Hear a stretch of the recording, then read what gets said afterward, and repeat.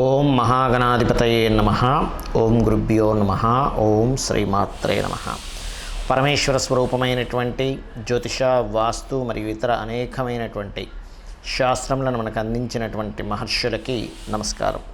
హయగ్రీవ హయగ్రీవ హయగ్రీవేతి యో వదేత్ తస్య నిస్సరతే వాణీ జహ్నుకన్యా ప్రవాహవత్. అరుణాం కరుణాతరంగితాక్షీం ధృతపాశాంకుశపుష్పబాణచాపాం అనిమాదివిరావృతాం మయూకైః అహమిత్యేవ విభావయే భవానీం. శ్రీమాత్రే నమః.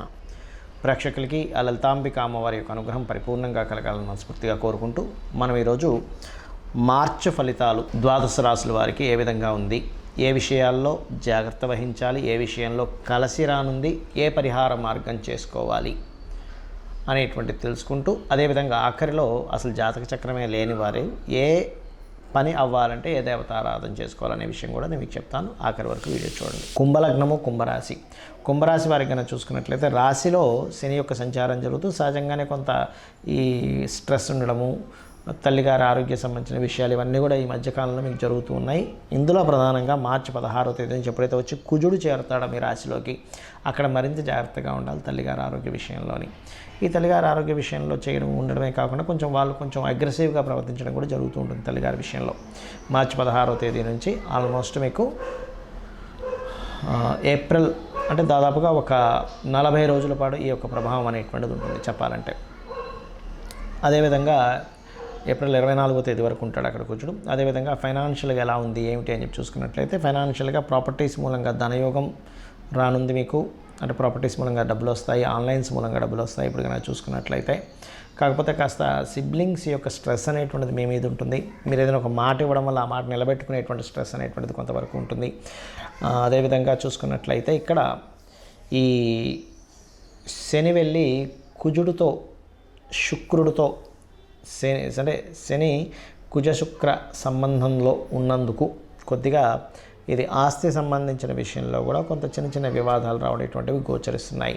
కాకపోతే ఈ సమయంలో ప్రత్యేకంగా మార్చి 7వ తేదీ నుంచి మార్చి 26వ తేదీ వరకు ఈ యొక్క సమయంలో ప్రధానంగా మీరు తీసుకోవాల్సిన నిర్ణయం ఏంటంటే సంతానం విషయంలోని, ప్రేమ వ్యవహారాలకు సంబంధించిన విషయంలోని, షేర్ మార్కెటింగ్ రిలేటెడ్ సంబంధించిన విషయంలో ఇందాక ఒక ఎపిసోడ్లో చెప్పాను. వృశ్చికం వారు కూడా షేర్ మార్కెట్ విషయంలో జాగ్రత్తగా ఉండాలని, కుంభం వారు కూడా షేర్ మార్కెట్ సంబంధించిన విషయాల్లోని, ఫ్రెండ్స్ విషయంలోని సీక్రెట్గా ఏదైనా ఫ్రెండ్ని ఒక్కోసారి కొంతమంది అప్పటి వరకు ఫ్రెండ్షిప్లో ఉండి అప్పటి నుంచి ఏదో లవ్ అఫైర్ దీంట్లోకి వెళ్తారు. అది చాలా ప్రమాదకరంగా ఇస్తుంది. ఏది 26వ తేదీ వరకు అంటే మార్చి 7 నుంచి 26వ తేదీ వరకు ఉండేటువంటి కాంబినేషన్. కాకపోతే ఈ మాసంలో మరి ఎటువంటి పాజిటివ్నెస్ ఉన్నాయంటే కొత్త ఉద్యోగ అవకాశాలకు చాలా బాగుంది ఈ మాసం. మీకు రుణాలు లభించడానికి చాలా బాగుంది. అదేవిధంగా షేర్ మార్కెట్ బాగాలేదని చెప్పుకున్నాము. అయితే ఇక్కడ ప్రధానంగా ఈ మీ హెల్త్ విషయంలోని, మీ బాడీ పెయిన్స్ విషయంలోని, కొంచెం నర్వ్ రిలేటెడ్ సంబంధించిన విషయాల్లోని, మరియు అదేవిధంగా తల్లిగారి ఆరోగ్య విషయంలోని మాత్రం కొంత జాగ్రత్తగా ఉండండి. ఇక ఈ ప్రాబ్లం మీకు తగ్గాలి అంటే మాత్రం గణపతి దత్తుడిని చండీ పారాయణాలు చేస్తూ ఉండండి. ఆ హోమాలకు కాస్త ఎక్కువగా అటెండ్ అవుతూ ఉండండి. ముఖ్యంగా నామస్మరణ ఎక్కువగా చేస్తూ ఉండండి. అన్ని విధాలా మీకు బాగుండడం జరుగుతుంది. అయితే ఇక్కడ ఏంటంటే మీరు దగ్గరలో గోశాల కనుక ఉన్నట్లయితే ఇంకా ఎక్కువ ఫలితం వస్తుంది. గోశాలకు వెళ్ళి గోవులకి క్యారెట్లు, బెల్లము, గోంగూర ఈ 3 పదార్థాలు ప్రధానంగా చేయండి. అంటే వీటితో కలిపిన ఉండలు 4 ఉండలుగా చేసి పెట్టినట్లయితే కూడా చాలా చక్కటి ఫలితాలు మీకు రావడం జరుగుతుంది. రాబోయేటువంటి అంటే దాదాపుగా ఫిబ్రవరి 6 నుంచి మనకి 125 రోజులు దాదాపుగా ఈ కుజ సంచారం ఉంది. అంటే మకరంలోని, కుంభంలోని, మీనంలోని ఈ కుజ సంచారం ఏమిటి అంటే దేశవ్యాప్తంగా కానివ్వండి, మనుషుల మీద కానీ దీని ప్రభావం ఎలా ఉంటుంది ఇండివిజువల్ రాసుల మీద అంటే కొద్దిగా గొడవలకు దారితీయడము, ఒక డ్రాస్టిక్ చేంజెస్ని ఊహించని విధంగా కొన్ని జరగడం. అది సరిహద్దుల్లో కావచ్చు, అంటే మిలిటరీ సిబ్బంది మీద కావచ్చు, లేనట్లయితే ఎందుకంటే ఈ ఫిబ్రవరి 6 నుంచి స్టార్ట్ అయిన ఈ పరిణామాలు ఇట్లా ఇస్తూ ఉంటాయి. డిఫెన్స్ మీద కావచ్చు, పోలీస్ డిపార్ట్మెంట్ మీద కావచ్చు, అధికారుల మీద కావచ్చు, రాజుల మీద కావచ్చు. ఎందుకంటే మనకి ఈసారి సంక్రాంతి పురుషుడు కూడా ఏం చెప్తున్నాడు అంటే రాజులు యుద్ధ సంబంధమైనటువంటి వాతావరణాన్ని ఇస్తున్నాడు. అయితే మనందరం కూడా ఈ కుజ సంచారం ఫిబ్రవరి 6 నుంచి దాదాపుగా ఇది జూన్ 2వ తేదీ వరకు దీని ప్రభావం ఉంటుంది. అంటే దాదాపుగా మనకి చూసుకుంటే ఇది ఒక మార్చు అంటే ఒక 125 డేస్ వరకు ఉంటుంది దీని ప్రభావం. మరి ఈ సమయంలో అసలు అందరూ చేయవలసింది ఏమిటి అంటే, ఎక్కువగా గుర్తుపెట్టుకోండి, నవగ్రహాలలో శని భగవానుడు, రాహువు, కుజుడు, రవి, ఈ 4 గ్రహాలు గుర్తుపెట్టుకోండి. ఈ 4 గ్రహాల దగ్గర దీపారాధన చేయడం ఒకటి. రెండవది గణపతి తర్పణము, చండీ పారాయణము, ఇవి కంపల్సరీ చేస్తూ ఉండాలి ప్రతి ఒక్కరు కూడా. ఇది గుర్తుపెట్టుకోండి. ఇవి చేస్తూ ఉన్నట్టయితే ఈ కుజుడి యొక్క ప్రభావం అనేటువంటి తగ్గి, రకరకాల దేశాల్లో ఉంటూ ఉంటారు ఇండియన్స్ వెళ్ళి, అక్కడ ఏదైనా యుద్ధ వాతావరణం ఉన్నా కూడా కొంచెం ఇవన్నీ ఎందుకు చెప్పుకుంటామంటే, యుద్ధ వాతావరణం వచ్చినప్పుడు మనకి ముందుగా సరుకులు ఒక 2-3 నెలలు సరిపోయిన సరుకులు ఇంట్లో ఉంటే ఇబ్బంది ఉండదు. కాబట్టి ఇటువంటివి మెయిన్గా జాగ్రత్త పరచుకోవాల్సిన సందర్భాలు నడుస్తున్నాయి. అదేవిధంగా మత విద్వేష సంబంధమైనటువంటి కొన్ని గొడవలు ఇట్లాంటివి కూడా వస్తాయి ఈ కాంబినేషన్ ఉన్నప్పుడు. ఈ కుజుడు కనుక శనికి రాహుతో సంబంధాలు కలుగుతున్నప్పుడు. అయితే సహజంగా అన్ని రాసుల వారు ఇప్పుడు నేను చెప్పిన రెమెడీ చేసుకుంటూ, మరొక విషయం ఏంటంటే, ఎవరికైనా గవర్నమెంట్ రిలేటెడ్ వర్క్స్ అవ్వాలనుకోండి, ఇప్పుడున్న గోచార పరంగా రాశి నక్షత్రం ఏమీ తెలియదు మీకు, కానీ గవర్నమెంట్ జాబ్ సంబంధించిన వర్క్స్ అవ్వాలి. సూర్యభగవానుని చూస్తూ దుర్గా సూక్తము మరియు కాలభైరవ అష్టకము చేయండి, తొందరగా గవర్నమెంట్ వర్క్స్ అవుతాయి.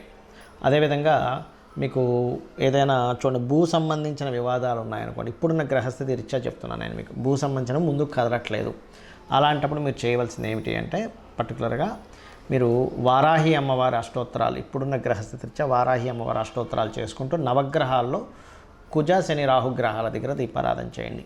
అదేవిధంగా ఫైనాన్షియల్ మ్యాటర్స్ ముందుకు కదలట్లేదండి, నాకు రాశి నక్షత్రం ఏమీ తెలియదు, అప్పుడు ఏం చేయాలి?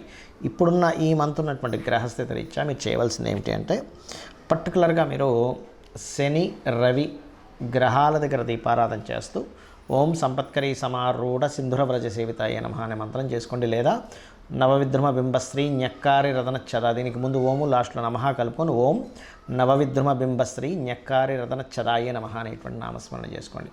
అలాగే పర్టికులర్గా యూనివర్సల్గా బుధుడు మీనరాశిలో మనకి ఫిబ్రవరి 15 నుంచి 26వ తేదీ వరకు, ఫిబ్రవరి 7 నుంచి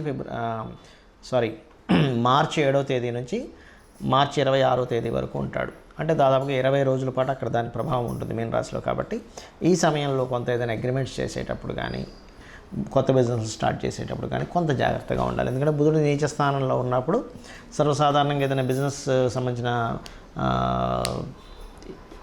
ఇవి పెట్టాలంటే కూడా, ఇంకా తప్పదు పెట్టాలంటే కూడా చాలా జాగ్రత్తగా పెట్టవలసి వస్తుంది. ఎందుకంటే బిజినెస్ కారకుడు నీచ స్థానంలో ఉన్నాడు. అందుకని కొత్త బిజినెస్ స్టార్ట్ చేయడానికి కానీ ఇటువంటి వాటికి కొంత జాగ్రత్త వహించాలి.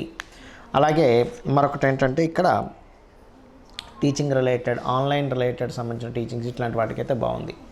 సో అందరికీ చూసుకున్నట్లయితే, అలాగే వివాహ సంబంధించినవి కుదరాలంటే కూడా ఇప్పుడున్న గ్రహస్థితి రీత్యా కాస్త మీరు లక్ష్మీ గణపతి ఆరాధన చేయడము, రావి చెట్టు చుట్టూ ప్రదక్షిణాలు చేయడము, కామేశబద్ధ మాంగళ్య సూత్ర శోభిత కందరాయ నమః అనే నామస్మరణ చేయడం, ముఖ్యంగా గణపతి ఆలయాలకు ఎక్కువగా వెళ్తున్నట్లయితే ఇప్పుడున్న గ్రహస్థితి రీత్యా తొందరగా మీకు వివాహ సంబంధించిన, ముఖ్యంగా మొదటి వారం మార్చి మాసంలో మొదటి వారం ఇది ఎక్కువగా చేయాలి. దాని తర్వాత కాస్త సూర్య భగవానుని చూస్తూ లలిత చదువుకుంటే కూడా మీకు వివాహ సంబంధించిన కుదురుతాయి. ఇది అందరికీ జనరల్గా చెప్తున్నాను. ఇక మీరు ఇవి చేస్తూ వీలైనంత మట్టుకు, రాహువు మనకి మీనరాశిలో సంచరిస్తున్నాడు కాబట్టి ఇంకొక సంవత్సరం 4 నెలలు ఉంటాడు. కాబట్టి అమావాస్యలు స్వయం పాకం ఇవ్వండి. దీనివల్ల మీకు ఉద్యోగ సంబంధించిన సమస్య కానీ, వివాహం కానీ, అనారోగ్యాలు కానీ, గొడవలు కానీ, మోసపోతున్నాం అనే ఫీలింగ్ ఉన్నా, వివాహ జీవితంలో బాగోపోయినా అన్నీ కూడా సెట్ అవుతాయి. శ్రీమాత్రే నమః.